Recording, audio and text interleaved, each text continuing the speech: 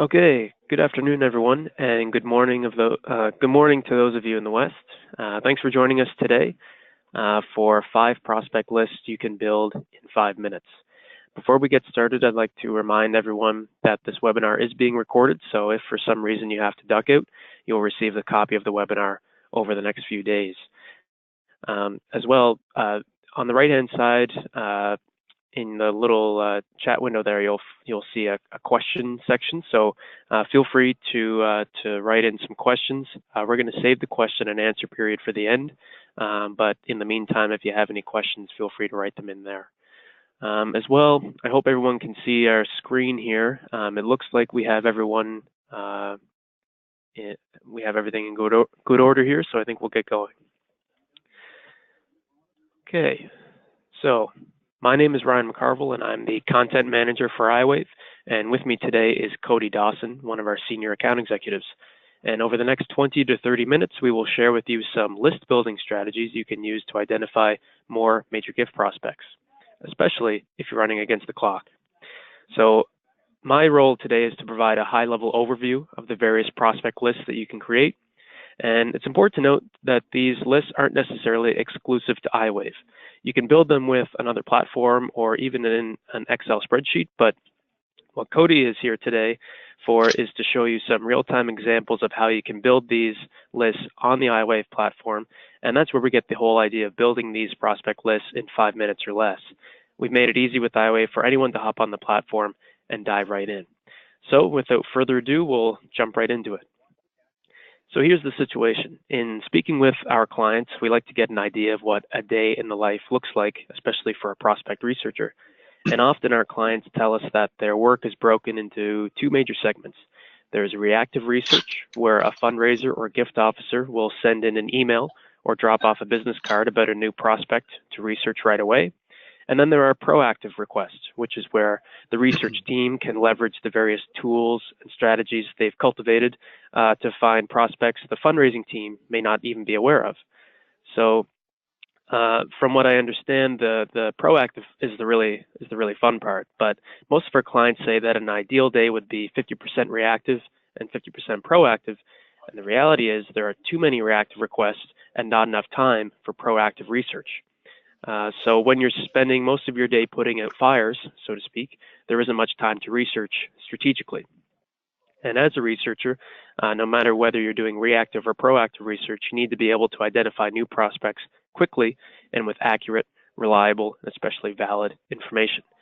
So if you're running against the clock, one of the solutions in your toolbox is to build a prospect list, or to build several lists across several different search queries and filters. You might build a list according to geography, where your prospects live and work.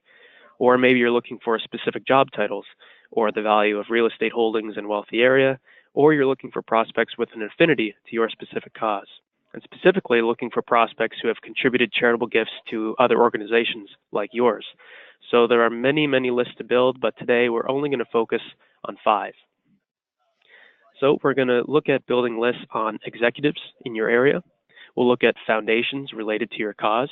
And by the way, this is a great opportunity if your organization is applying for any amount of grants.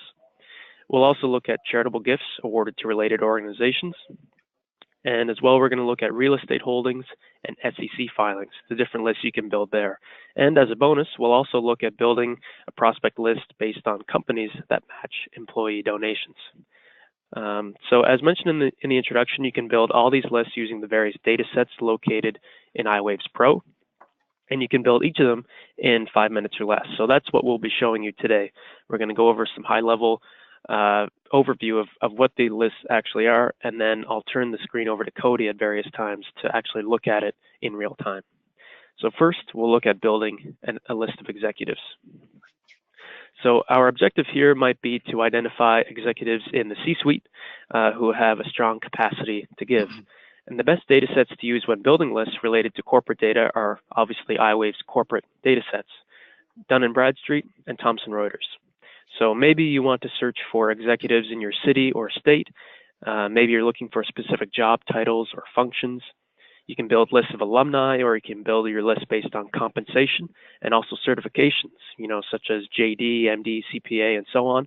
and even the company name and type, which is especially helpful if you're looking for executives at either public or private corporations. So that gives you a ton of options, but maybe you still aren't sure where to start.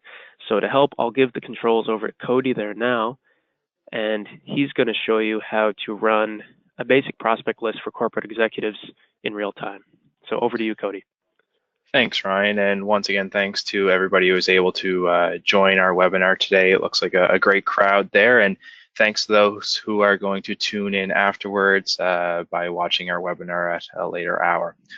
So as Ryan mentioned, one of the best places to go for some of your list building for executives is going to be in our Dun & Bradstreet data, full of international and North American data. So if I don't get to some of those searches today, either ask for it in the chat or follow up with your client success manager or one of the individuals on our team, and we can certainly do that for you.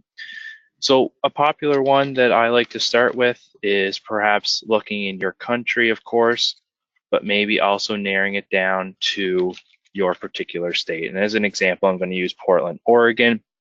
This is going to show me all the people who are in Portland, Oregon, but we want to, of course, narrow that down to those who have the executive title, as you'll see down here. There are many more ways that you can narrow this down. A popular one is to maybe check off that there's an email and phone number and do a quick search. And if nothing is yielded, then of course you do need to address that and modify those changes as you can. So this is a very short list, but of course you can continue to add and change this based on your interests and the information that you may be looking for. And at any point in time, you can change this to another city or open it up to your entire state. And once again, it is going to be based on the criteria that we can find. And I am in a training platform here, so if the results aren't coming back fully, once again, we can't do that from our full product. The other thing that could be very important to do is searches within Thomson Reuters. This is going to focus more on those individuals with a higher net worth. So as an example, you can search once again by state or country or city. Other people like to look at maybe alumni in a particular area. If we look at the University of Illinois, we can search that, but once again, let's try to add executive to that list. And once again, you can always play around with the job title there, but we now see we have 1,200 executives who are graduates of the University of Illinois, very well to do with their most recent fiscal compensation, the country that's associated, and once again, you will see some international data sets here as well. And you can continue to narrow this down based on maybe gender, females between the ages of 45 and 80. A lot of people would say that that's where most of the wealth is, and that's where most of your donations are coming from. And there is ways to narrow down that list and continue to work through that on a project-to-project basis. So Ryan, that's it for Dun & Bradstreet and Thomson Reuters. I'll give you back the presentation, and we can continue on to the next data set. Great, thanks very much, Cody. So moving on, we have a list of foundations. So as I mentioned earlier, this might be a great opportunity if your organization is looking for foundations related to your cause who could contribute major grants to your organization. So we're specifically looking at the foundations data set in Pro, or we will be in a few minutes. And this includes information provided by GuideStar. And some of the most popular ways to build a list are obviously by location and category. So for instance, an environmental foundation isn't likely to support a historic theater. So choosing a specific nonprofit or foundation category is a great place to start. And keep in mind too that some foundations work with a nationwide or even an international focus. So you might consider searching beyond your specific city or state. And some other criteria to consider include the total value of grants awarded and the total number of grants awarded. So if you're looking for the foundations that really give out a lot of grants to lots of organizations year over year, you could build a list based on those as well. And you're also remember to look for the actual purpose of the grant. So that kind of goes back to the category of the foundation and what their mission is and how your organization may align with that. You can also build lists of private foundations versus public charities, and you can also look at the individuals. So A lot of our lists today deal with individuals. This one is about our organizations, but you can also be looking at the individuals within this. So by that I mean we're looking at board members, officers, or employees who may work or volunteer with a specific foundation. If they're supporting a health foundation that may be related to your hospital, they might consider giving to your organization as well. So with that all in mind, I'm going to turn things over to Cody again, and he's going to show you how to build a foundations list in Pro. Awesome. Thanks again, Ryan. So as Ryan mentioned, the best place to look for foundation-specific information will be through our GuideStar dataset. Now, keep in mind, this is looking at 990 information, all verifiable within this tool. But if you were looking for a foundation that maybe is providing donations as well, annual campaign type gifts, I would recommend looking at our donations database in VeriGift. So if we start in GuideStar, a popular thing that people do like to look for is maybe family foundations. And we can narrow this down by a keyword function. We can look at private foundations. We can narrow it down by a particular state. We'll do Kansas as an example and do a quick search.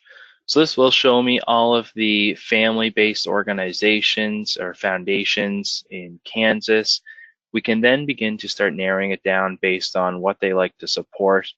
And you can see that down here where we see NTEE category.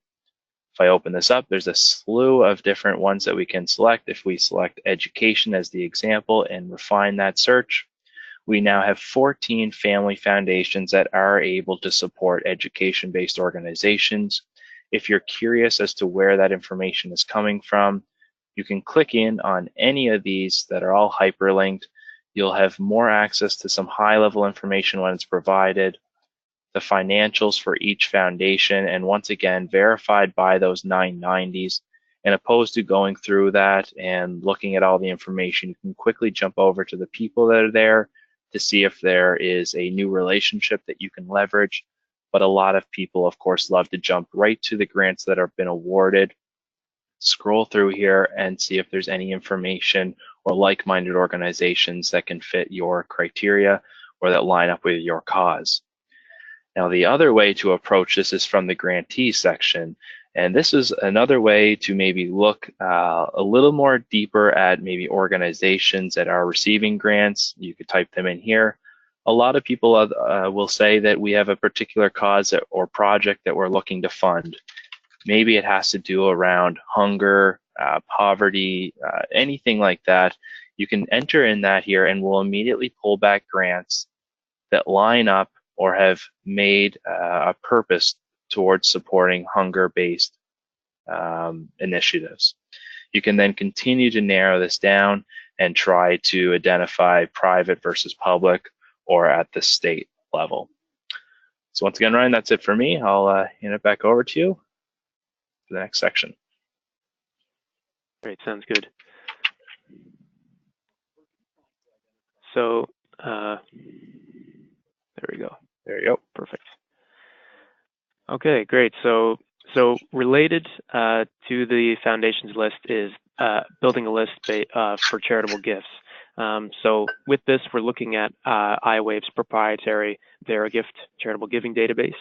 And here we're looking for philanthropic individuals who might be contributing gifts outside your organization, but are related to your cause. So here we're looking especially for people who have an affinity or linkage to a cause like yours. And some criteria that you might look at when building these lists include donor type. So is the donor an individual, foundation, or corporation? That's important to know depending on your goals of if you're looking for an individual major gift donor or maybe you're trying to leverage some corporate sponsorship. You can also be looking at the state, the zip code, the geographic region, city, and so on. But as well, similar to foundations, we're also looking at the NTE category. And we're also looking at gift type. So maybe you're looking for individuals who routinely give annual gifts versus planned gifts or in kind, or they're volunteering. You could go on with the different types of gifts. It all depends on what your goals are with your current campaign or so on. As well, we're looking for, you could build lists based on the year. So if you're looking for gifts awarded in the last 5 years, the last 10 years, or within the last year, you can do it like that, as well as the value range. So depending on the major gift threshold for your organization, maybe you're looking for gifts above $1,000, or maybe you're looking for gifts above $100,000. And you can also build lists based on recipient organizations. So with that, you could type in a particular charity related to yours and look at the individuals who are contributing major gifts or different types of gifts to that organization. And if they're contributing to an organization related to yours, that could be cause that your fundraising team could reach out to see if they could give a similar gift to your cause. So with that said, I'm going to turn things back over to Cody. Lots of hopping around here, but he'll be able to show you how to build a list within our VeriGift dataset. Thanks again, Ryan. So as he mentioned, I will jump right into our donations piece here. So as many of you are likely familiar or aware, VeriGift is created in-house, up over 150 million verified gifts now, and there's certainly a ton of different functionality within this data set, and by far and large our most popular data set. So to begin, if you are looking for individuals, once again, this can be expanded to companies or foundations. You can select that or do all donors. We can then narrow it down to the particular state that is where we're looking for, whether that's our own or somewhere else. We can narrow that down to the category, or as Ryan mentioned, maybe we want to look at annual gifts over the last decade or so and do a search. And once again, I apologize if this is because of our training platform, but let me try it one more time here where we can do, the state is Florida, do a quick search, and there we go. So what this is showing us now is those organizations that are receiving annual event sponsorship, program restricted gifts. You will see unspecified here. If we want to only see the ones that have dollar amounts, we can search this, but of course all of these can be searched by looking at our annual report that will verify any of these unspecified gifts. Perhaps you're looking at what society or what range that they are giving through, and that might be an indicator as of what type of gift it might be or the size of that gift. So as I mentioned, once again, a great way to look at other organizations, whether it's an individual or corporate or foundation gift. And as you can see, lots of 2018 gifts in here, and that's because it is created in-house. So there's that opportunity to update this on a daily basis. But once again, just a lot of different ways that you can maybe specify the type of gifts that you're looking for, or narrow it down by the range to refine that search to once again line up with the type of gifts that you're looking for and that line up with perhaps your organization. If any of these do stand out and you're interested in learning more about that particular cause after you've done your list building, you can always click in on, say, the Medical Center or Kravis Center for the Performing Arts and see the rest of their gifts that we have on file for the organization. Ryan, I'll hand it back over to you. Perfect. Great. So yeah, so what you just saw were two data sets related more so to determining if an individual or a corporation or foundation has propensity to give, so they're willing to give money away, and then also if they have an affinity to your cause. But right now, what we're looking at is real estate, and I know that many of our clients rely on real estate when trying to determine prospects with a high baseline capacity. So you're looking for wealthy prospects that have some assets that you can use in your calculations to determine how much they might be able to give over a 5-year period or so on. So the criteria here is pretty straightforward. You can look at building lists based on address, and here we're not looking necessarily at an individual address, but maybe we're looking for a certain zip code, or in Canada, PO box, street name, state, and so on.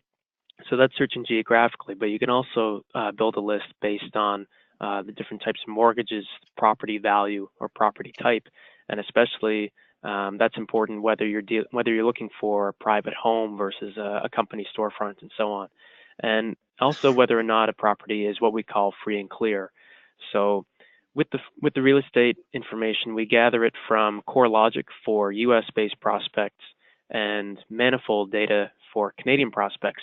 For today's purposes, maybe if there's time, we'll show Manifold for Canadians, but for the interest of time, Cody's going to show you how to build a list in the real estate tab using CoreLogic data for US prospects. So I'll turn my screen over to Cody again, and we'll see what that looks like. Awesome. Thanks again, Ryan. So we will jump into CoreLogic here. Lots of great opportunities, and certainly one of my favorite to do some prospecting in here. And the reason I say that is because there is so much opportunity. So we can begin by looking at a particular state. We can narrow that down if we would prefer. What I really like to jump to is making sure that the property type is either a condo or perhaps a single family residence. Those are definitely the two most popular. And I can start by doing a quick search for that. It is going to pull back quite an extensive list. You can see a ton of results came back here, but not all of the ones that we're looking for. So we can continue to refine this. As Ryan alluded to, we do have a free and clear button. This is one of my favorites once again, because if I click this and look at these results, there is no mortgage tied to any of these properties. So I can click in on any of these properties, see the details, and be sure that there is actually no mortgage tied to this property. And that's because we are getting those records directly from the county office, so we are able to verify that information. Outside of the United States, I will just briefly touch on this for those international. So we do have a Canadian toggle, but there's a lot of people that have multiple addresses. And once again, if we're looking at some international constituents, we're able to look at the mailing address as well. So if I want to look at all of the individuals who have property in the United States, but the mailing address is going back to Japan or whatever country you may select, there can be a great opportunity there for anybody looking at expanding their reach or targeting some of their international constituents and donors. There you go, Ryan. Great. Okay. So yeah, so thanks for that, Cody. And so moving on to list number 5, we're making good time here. So since all this data is public or proprietary, as the case with Verigift, there are obviously many options for building lists here, and that's especially the case with SEC filings. And the data here may seem very daunting, especially to new researchers who maybe aren't familiar with the various terms and forms and so on. But the general idea here, look similar to clicking that free and clear button, is we're looking for wealthy individuals who have the capacity to give and have some relatively liquid assets on hand that can be transferred into cash and therefore into a donation. So maybe you're looking for people in your city or state who recently divested large amounts of stock. So that'd be a great opportunity for the fundraising team to reach out. And that also goes with if there's a connection to that individual as well, in terms of, are they also philanthropic, and do they have a reasonable connection to your cause? But some criteria to search for in this data set include the stock ticker. So that's fairly straightforward. We're looking at shareholders of a particular public company. And so you could be looking up the owners of various Fortune 500 companies and so on. We can also be looking at the market region and the country of residence of the various companies, the form type and the transaction date and year. So if you're looking for recent transactions or maybe historical transactions for whatever reason, you can build lists based on that. You can also look at security category and the owner type. So the owner may be an individual. That'd be, I think, in most cases that would be the case. But there could also be owners in various private equity firms and hedge funds and so on. So if you need to be looking at that kind of information, there are many opportunities for you to build lists based on those filters and search queries. So our SEC filings is provided by Thomson Reuters, who you saw earlier, also includes some corporate executive information. And here we're going to look at insider filings, which has U.S. information, Canadian information, and especially a great amount of international stock information rather. So I'm going to turn it over to Cody once again, and he's going to show us how to build a list looking for individuals who have SEC filings on record. Awesome, thanks, Ryan. So once again, we do have that ability to jump into our Insider Filings tab. It is definitely a more senior searching capability. There are definitely some more details that, I'll be honest, sometimes I don't fully understand. Thomson Reuters will have the stock filings tied to each individual. So if you would prefer to be in Thomson Reuters, there is that ability to do searches in here. Click on the name, and it will identify any stock holdings that they may have. You do have the option to research within the insider filings as well. So whether that be at a company level where you could just type in Apple as an example, and it will show all of the officers, directors, shareholders that have been actively trading their stock.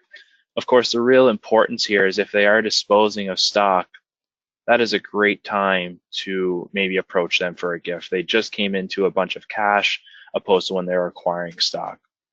This can be, as Ryan mentioned, a little bit of a daunting search capability here, but what a lot of people may do is save this search, add an alert to the individual, and then we can notify you anytime there's an update made to this. And as Ryan mentioned, it's all about liquidity and making sure that they do have cash on hand. The other neat way to do some searches here is if we did look at the country of residence or the market region. Some people love to play around with the form type. But if we click here, maybe country residence, we go to the UK as an example and do any transactions that have happened this month. We can quickly refine our search and see a list of some individuals here who are disposing of stock or have this month. And of course, we can change this to the United States.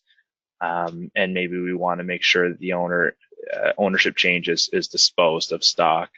And once again, try to refine that search so that we can look at individuals who are coming into some cash, and maybe this could be a great list to either work on yourself or export it and send it to your board and see if there's any connections to really leverage that relationship.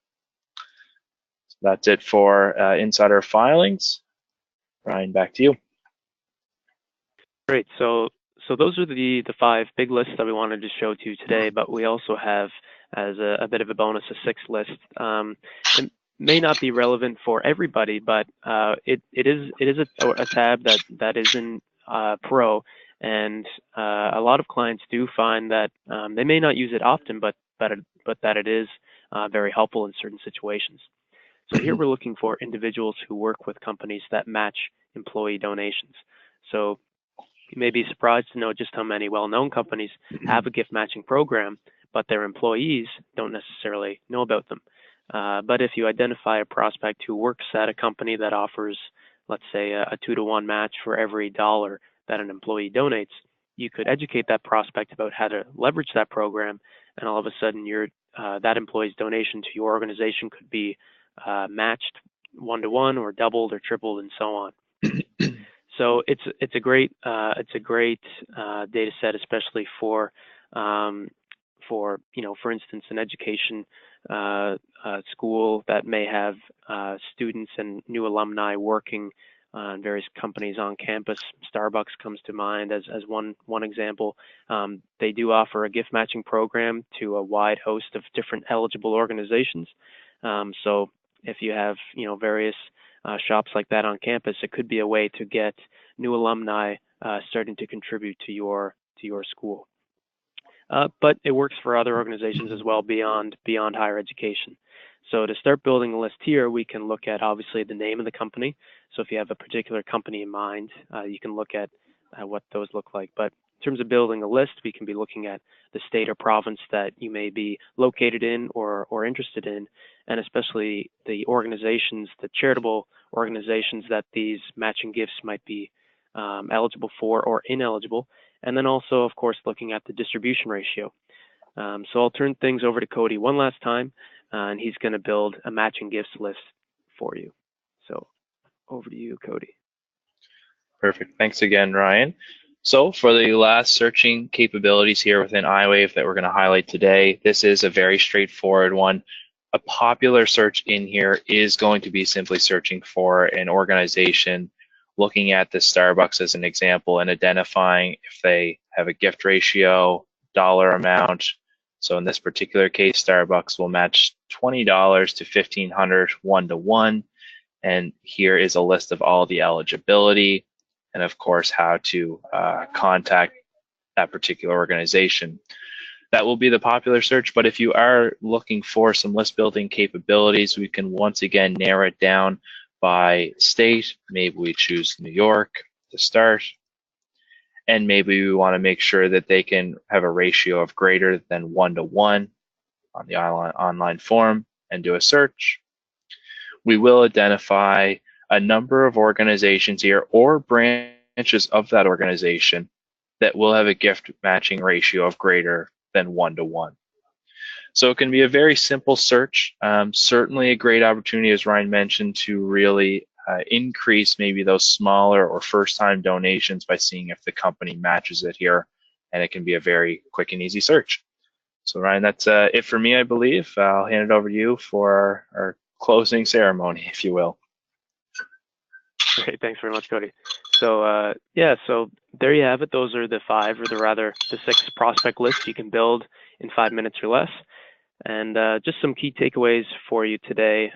First of all, being that these lists are fast and free, meaning that if you're an iWave client and you have those credits up at the top of your platform, there are no credits required to build a list. It's something that you can do on your own on your own time, and it's a great starting point for your research.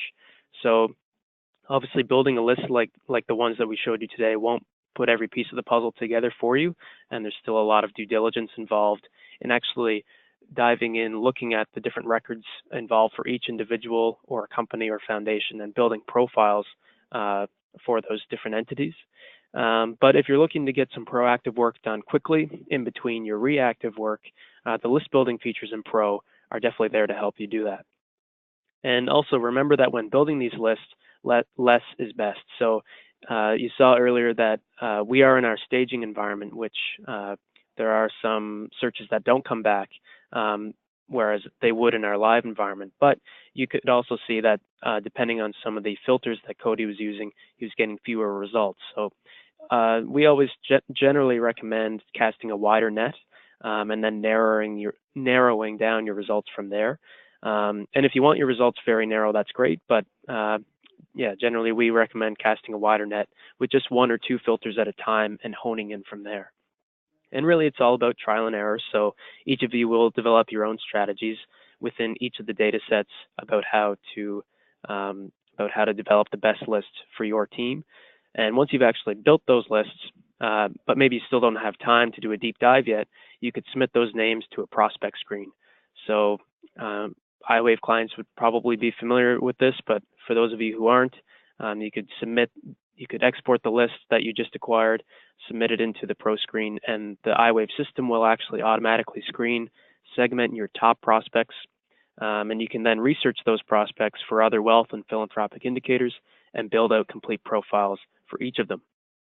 And since prospect development is rarely a one-person job, we encourage you to share your lists and your list building strategies with your colleagues, so other fundraisers and even fundraisers that you may work with. So you can be presenting new opportunities for your major gift officers through the list that you've built.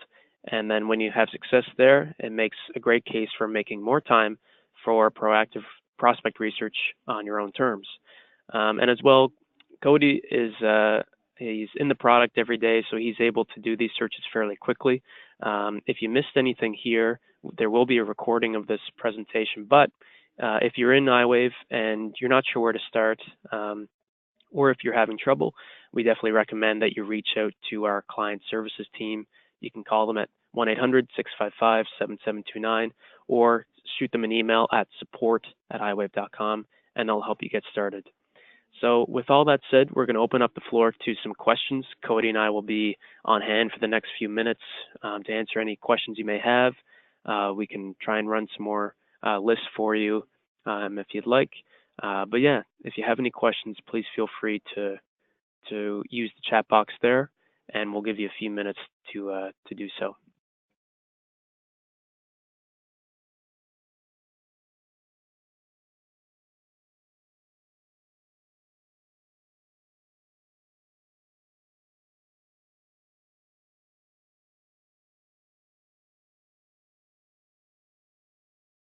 So I'm not necessarily seeing any questions coming in just yet,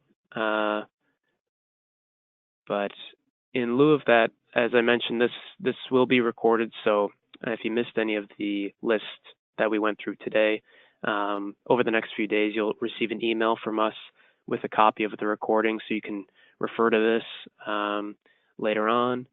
Oh, and we just got a question here now. This might be good for you, Cody. Please remind us how to export the lists.